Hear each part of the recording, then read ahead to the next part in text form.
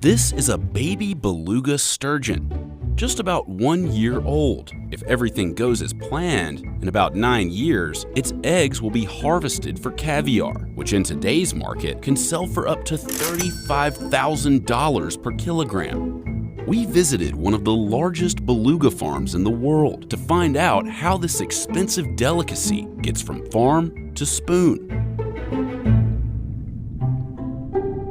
Beluga sturgeon are native to the Caspian Sea, but these beluga live over 6,000 miles away on the Florida Panhandle. This is Sturgeon Aqua Farms in Bascom, Florida. It sits on 120 acres and features more than 100 tanks that hold 5 different species of sturgeon, including sterlet and savruga. It's one of the biggest sources of beluga in the world and the only one in the United States. Pure beluga in the United States you can get only from here. Mark Zaslavsky is a Russian immigrant who imported beluga into the U.S. right before the government banned all imports of beluga products in 2005. Due to the overwhelming demand for beluga, the fish is classified as critically endangered. Because Zaslavsky brought his fish over before the ban, his farm is the only U.S.-based company legally allowed to breed beluga. All this beluga which you see here originated from original fish which we brought here in 2003 and 2004. The original beluga imported in 2003 are known as broodstock. Look at this giant. Oh my God! This fish makes shark look small. At more than 15 years old, they weigh up to 350 pounds and measure more than 9 feet long. And they have one simple job: make babies. The eggs used for reproduction are removed from the living fish with a process called stripping. After the beluga are born, it takes 5 years to determine their gender and around 10 years for the fish to produce eggs that are ready to be harvested for caviar. The tanks are continuously filled with fresh water from an aquifer, along with a steady flow of oxygen. The fish are fed up to 3 times a day. Feeding the fish costs up to $40,000 a month.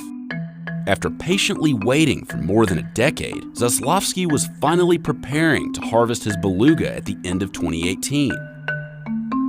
But in October of 2018, Hurricane Michael swept through Bascom, causing extensive damage at the farm and killing some of his beluga stock. According to Zaslavsky, this delayed his potentially lucrative beluga harvest by at least 3 years. We selected place 100 years, no flood zone and no hurricane zone. So this hurricane was a fluke. Hey, take it easy. In the meantime, the farm harvests eggs from its other sturgeon species, like sterlet and savruga, which take less time than beluga to mature.